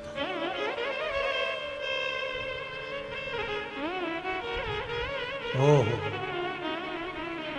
शंकर भगवान बड़े प्रसन्न हुए, गले से रुद्राक्ष की माला निकालकर देवऋषि नारद के गले में पहना दी।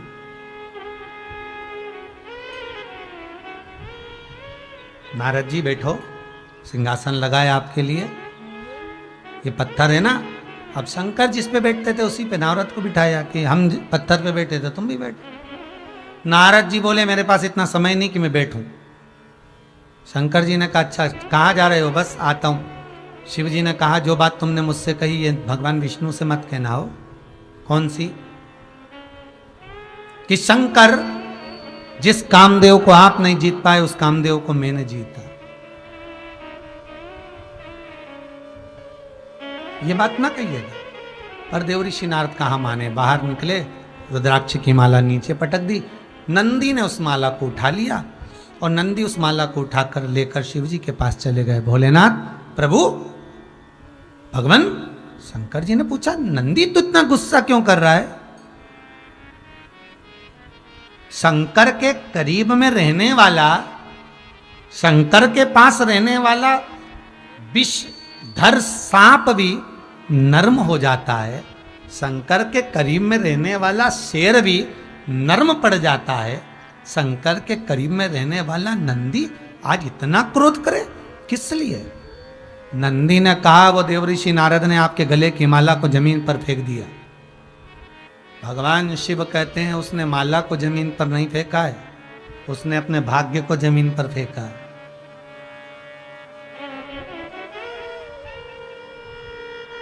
शंकर का एक रुद्राक्ष भी यदि आपके पास में है तो समझ लो वो शिव ही है,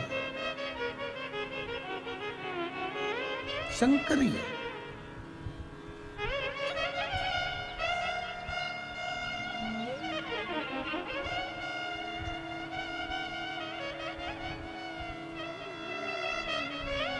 बड़ी कृपा करी गुरुदेव।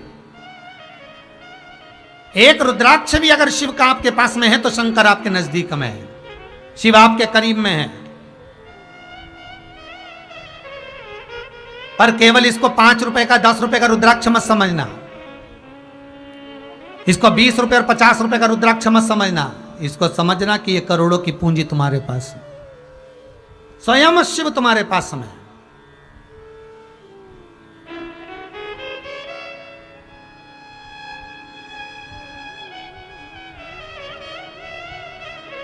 स्वयं शंकर तुम्हारे साथ में, क्यों घबराओ?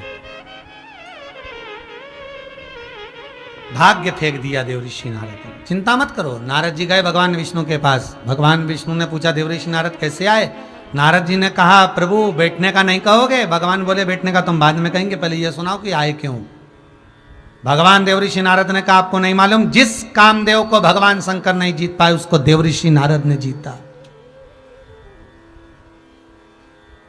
बहुत बढ़िया, बहुत सुंदर। भगवान विष्णु की आंख में से आंसू बहने लगे। लक्ष्मी जी पास में खड़ी थी, उन्होंने पूछा प्रभु रो रहे हो? भगवान बोले नहीं, आज मेरे स्वामी का अपमान हो गया वाणी से। इस देव ऋषि नारद ने शंकर की निंदा कर दी। तो लक्ष्मी जी ने पूछा निंदा कर दी तो क्या हुआ? भगवान विष्णु के मुख से निकल गया, लक्ष्मी जानती नहीं हो क्या? शंकर की निंदा करने वाला और शंकर की निंदा सुनने वाला दोनों महापापी होते हैं। शंकर की निंदा करने वाले को भी एक जन्म पशु का लेना पड़ता है और शंकर की निंदा सुनने वाले को भी एक जन्म पशु का लेना पड़ता है। इस देवऋषि नारद ने शंकर की निंदा करी तो इसको तो बंदर का मुंह लगेगा, पर मैंने शंकर की निंदा सुनी है इसलिए मुझे घोड़े का मुंह लगेगा। आप सभी ने रामचरितमानस सुनी होगी, कथा सुनी होगी रामायण में कि नारद जी को जब शीलनिधि राजा की कन्या का स्वयंवर था तो देवऋषि नारद सुंदर बनने के लिए भगवान से कहते हैं जिसमें मेरा हित हो ऐसा मेरा रूप बना दो। भगवान ने उसको बंदर का मुख दे दिया। क्यों बंदर का मुख लगा? क्यों? क्योंकि शंकर की निंदा करी थी इसलिए बंदर का मुख लगा।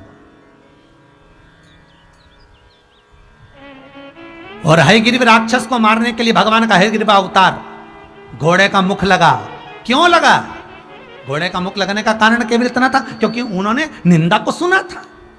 आपसे भी निवेदन है, जितने लोग टीवी चैनल के माध्यम से कथा सुन रहे हैं, किसी की भी निंदा करोगे चल जाएगा, पर शंकर की निंदा ना तो सुनना और शंकर की निंदा ना करना। शिव महापुराण की निंदा सुनना भी नहीं चाहिए और करना भी नहीं चाहिए। शंकर की निंदा सुनना भी नहीं, करना भी नहीं। शंकर के भगत की निंदा सुनना भी नहीं, करना भी नहीं। बन सके तो लोगों को ये जरूर कहना, प्रेरणा देना कि शिव महापुराण की कथा हो रही है, सुनो। फोन लगाकर कह देना जी जी कथा अच्छी आ रही है, श्रवण करा करो। 2 बजे से 5 बजे तक चल रही है। कोरोना महामारी को नष्ट करने के लिए, समाप्त करने के लिए, विश्व के कल्याण के लिए ये सुंदर राजगरिया परिवार अपने माता पिता की स्मृति में कथा करवा रहे हैं। राउरकेला उड़ीसा से बैठकर यह ऑनलाइन कथा चल रही। सुनो, इतनी प्रेरणा दुनिया के लोगों, पर निंदा नहीं करना। शंकर की ना तो निंदा करें ना शंकर की निंदा सुने। हमें सुनना भी नहीं और हमें करना भी नहीं।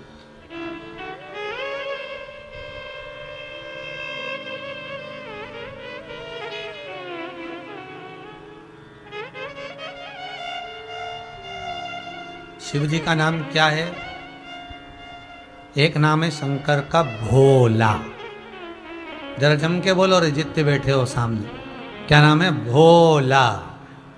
अब हमारे यहाँ एक बहुत सरल भाषा में कहते भोले का भगवान, मतलब जो भोला है ना उसको कुछ नहीं करना, उसके लिए जो करेगा वो ही करेगा, अपने को कुछ नहीं करना। तो जो भोले के भगत होते हैं ना उनके लिए भी वही भगत सोचता रहता है, वो जाने उसका काम नहीं, अपने को कुछ नहीं सोचे। हम निंदा करे भी नहीं और सुने भी नहीं। देवऋषि नारद जाने लगे।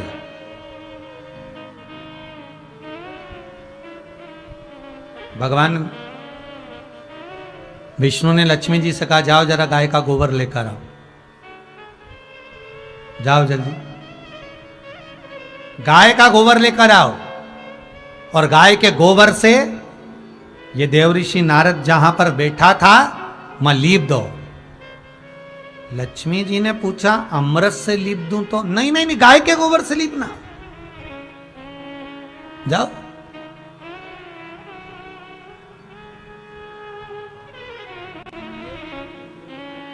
लक्ष्मी जी ने पूछा क्यों? भगवान कहने लगे ये जो निंदा करके गया है ना, निंदा का जो कीड़ा होता है ना बड़ा विचित्र होता है। दुनिया के लोगों को जितना कथा में रस नहीं आता ना उतना निंदा सुनने में, चुगली सुनने में आता है। चाय पिला पिला के सुनते, और क्या बोल रही थी बोल जरा, और क्या बोली बोल तो जरा, और क्या बोल रही थी मेरे लिए ऐसा बोला, हाँ तुम्हारे लिए, और ऐसा सुने, चाय पिला पिला के सुने। निंदा का जो कीड़ा है ना बड़ा विचित्र है, इसलिए गोबर से इसको लीप दे, तू यहाँ साफ कर। क्योंकि गाय का गोबर हो, गौमूत्र हो, गाय का दूध हो, दूध से निर्मित दही हो, चाहे दही से निर्मित घृत हो, उसकी मूलता होती।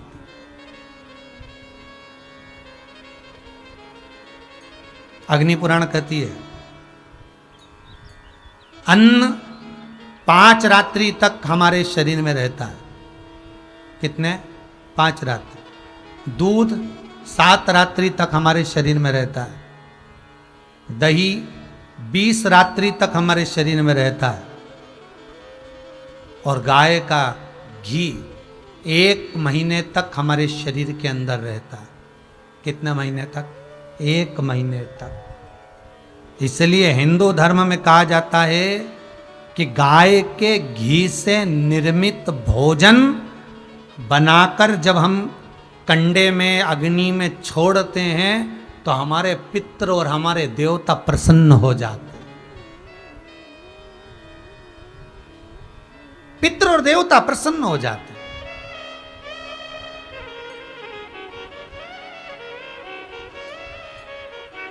पिछली बार एक नियम लिया था आजीवन भोजन भंडारे का कि जो चले गए जीव या जिनकी शादी की सालगिरह है या जन्मदिन है या अपने जीते जी लोग अपनी तारीख लिखा के यहाँ वो भले शुल्क 21,000 रुपये पर वो जीवन पर्यंत आप रहे ना रहे, आपके बच्चे भूल भी गए, कर ना पाए, जन्मदिन मना ना पाए, पर वो तुम्हारा एक बार का जो तुमने 21,000 रुपये जो जमा कर दिया वो जीवन पर्यंत का जमा कर दिया। आजीवन पत्थर पर लिखा जाएगा कि ये कुबेरेश्वर धाम में इनका भोजन भंडारा इस तारीख का प्रति होगा ही होगा। और जितने लोगों ने जमा करा उनके पास में तारीख पर फोन भी आता है, तारीख पर फोन भी पहुंचता है कि आज आपका भोजन प्रसादी है, आप आओ तो ठीक, ना आओ तो ठीक, पर भोजन तो यहां होगा। भले आप रहे ना रहे, अपने हाथों से जो हमने सत्कर्म कर दिया वो बुक कर दिया, वो पक्का है, वो छूटा नहीं।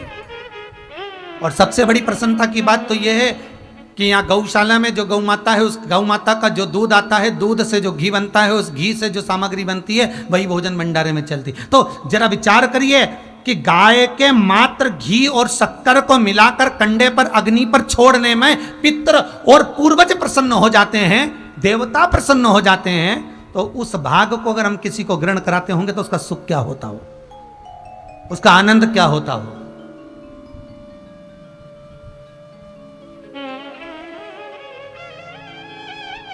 ये सुख, ये आनंद। तो यहां भगवान करें लीप दे, और लक्ष्मी जी ने लीप दिया और देवऋषि नारद गए और उनको बंदर का मुख लगा। आखिरी में क्षमा मांगी, मैं करूं क्या? का चंद्रभागा नदी के तट पर जाओ और आराधना करो। चंद्रभागा नदी के तट पर जाकर आराधना करी तो भगवान का दर्शन हुआ। क्षमा मांगी शंकर भगवान से, मुझे क्षमा कर दो। भगवान भोलेनाथ बोले मुझे तो गुस्सा आया ही नहीं, ना मुझे क्रोध आया, ना मैंने कुछ कहा, क्षमा मांगने की जरूरत भी नहीं, क्षमा।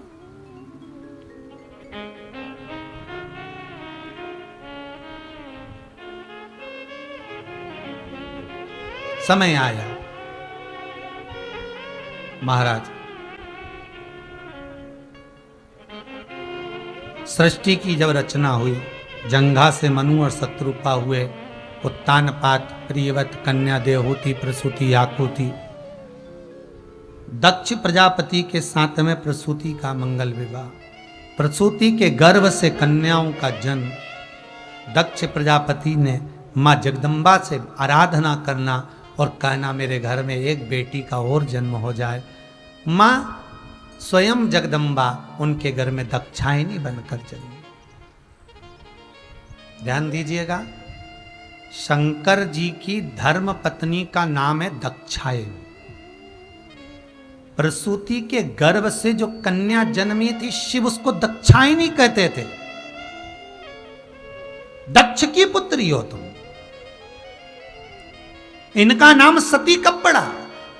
जब ये यज्ञ की अग्नि में कूद कर समाप्त हो गई, सती हो गई, तब ये सती का।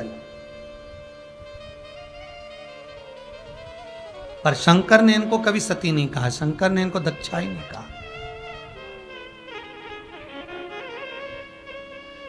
इनकी चित्तवृत्ति नहीं रमी थी कथा में, मन नहीं लगा था कथा में। पहले भी कथा में कहा, आज फिर कहते हैं, शंकर की कथा में जितनी देर आप बैठे रहते हो, भले टीवी के सामने बैठो, मोबाइल के सामने बैठो, शिव की कथा आप जितनी देर श्रवण करते हो उतने मन में तुम्हारी जो कामना आती है शंकर भगवान वो पूरी करते हैं। ये कथा का प्रभाव है। शंकर और सती, शंकर और दक्षायनी, शंकर और सती जब कथा सुनने कुंभज ऋषि के यहाँ गए थे, अगस्त बाबा के यहाँ पर गए थे, तो अगस्त ऋषि के यहाँ पर जब पहुंचे तो दक्ष प्रजापति की पुत्री सती के साथ जब भगवान कुंभज बाबा के यहाँ पहुंचे, कथा श्रवण करी। कथा सुनने के लिए जैसे ही बैठ रहे थे तो मन में कथा सुनते सुनते भाव आ गया। शंकर जी ने कुंभज बाबा से पूछा, हमने सुना है कि कथा में जो मन में आता है भगवान पूर्ण करते हैं। बिल्कुल, मेरे मन में आया है वो भगवान पूर्ण करेंगे। बिल्कुल, क्या आया है मेरे मन में? कुंभज ऋषि ने कहा, भोलेनाथ जी आपके मन में आया है कि आप जब यहां से जाएं तो जिस परमात्मा का आप भजन करते हैं उस राम का दर्शन आपको हो जाए, और वो दर्शन होगा। तो शंकर जी ने पूछा, मेरी पत्नी सती के मन में क्या चल रहा है, दक्षायनी के मन में क्या चल रहा है? शंकर भगवान ने जैसे ही पूछा, कुंभज बाबा बोले, मैं नहीं बता सकता क्या चल रहा है। तो क्या आप अंतर्यामी नहीं? साधु संत सन्यासी ब्राह्मण गुरु सब अंतर्यामी, जानता है, पर बताऊंगा नहीं। बताना तो पड़ेगा। सती मैया पानी पीने के लिए गई, शंकर जी को कह दिया, तुम्हारी धर्म पत्नी दक्षायनी के मन में चल रहा है कि मेरा विवाह हुआ और शादी करके मेरे पति कथा सुनाने के लिए लिया है, कहीं घुमाने नहीं ले गए मेरे को, कथा सुनाने के लिए लाए। इससे अच्छा मेरा शरीर जल जाता, भस्म हो जाता तो अच्छा है। तो कुंभज बाबा से शंकर जी ने पूछा, होगा क्या? तुरंत भगवान कुंभज ऋषि ने कह दिया, जो सती के मन में चल रहा वही होगा। आखिरी में ये शरीर जलकर भस्म होगा। आप सबसे निवेदन है, कथा सुनो तो मन में अच्छी कामना करना, भगवान ऐसा धन देना कि एक बार हम भी कथा कराएं। भगवान सबका स्वास्थ्य अच्छा रखना, सबका भला करना, सबका कल्याण करना, सब निरोगी रहें, सबके जीवन में सुख समाहित हो, ऐसी कामना करना। ऐसी कामना मत करना कि उसका बुरा हो, ऐसा हो, कष्ट हो, शरीर में कष्ट भी हो तो कष्ट का भान मत लाना कि मेरा पांव दुख रहा है कि हाथ दुख रहा है। कथा सुनने में उसको छोड़ दो। शिव जी ने सब अच्छा कर दिया, तो हो सकता है कथा सुनने के बाद अच्छे हो जाओ। अच्छा सोच लो, कथा के मध्य में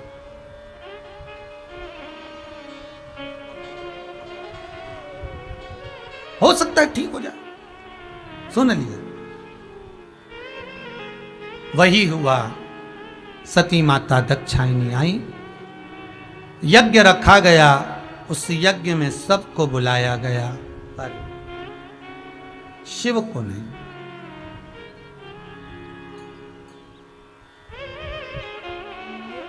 शिव को नहीं बुलाया। मां सती जाना चाहती, आपकी अगर आज्ञा हो तो मैं जाऊं।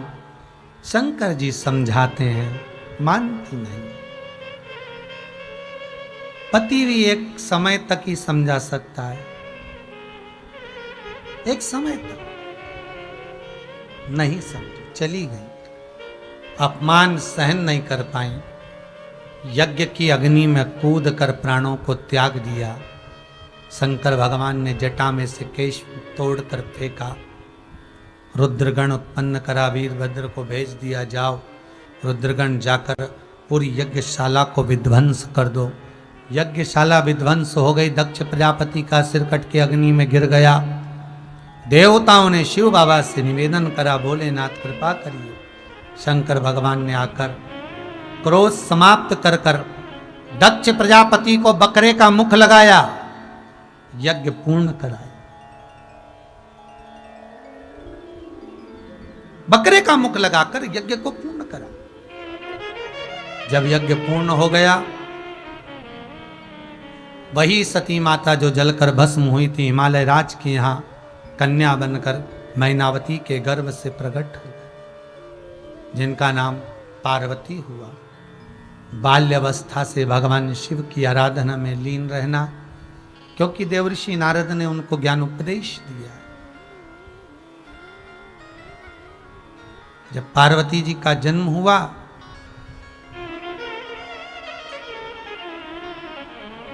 माता पार्वती के जन्म पर उपदेश दिया। देवऋषि नारद ने कहा, इनको जो पति मिलेगा भस्मी रमाने वाला, जटा जूट बांधने वाला।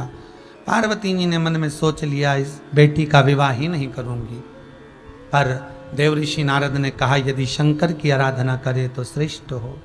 शिव आराधना में लगे, भगवान शंकर दूल्हा बने, पार्वती दुल्हन बनी, शिव बना बने, पार्वती बनी, और शंकर और पार्वती का मंगल विवाह हुआ। आज सतवई अमावस्या के दिन भगवान शंकर के मंगल विवाह का प्रसंग अपन सभी ने श्रवण किया। भगवान भूत भावन भूतेश्वर आपके घर में भी शुभ मंगल कार्य, शुभ मंगल आनंद सदा विराजमान हो।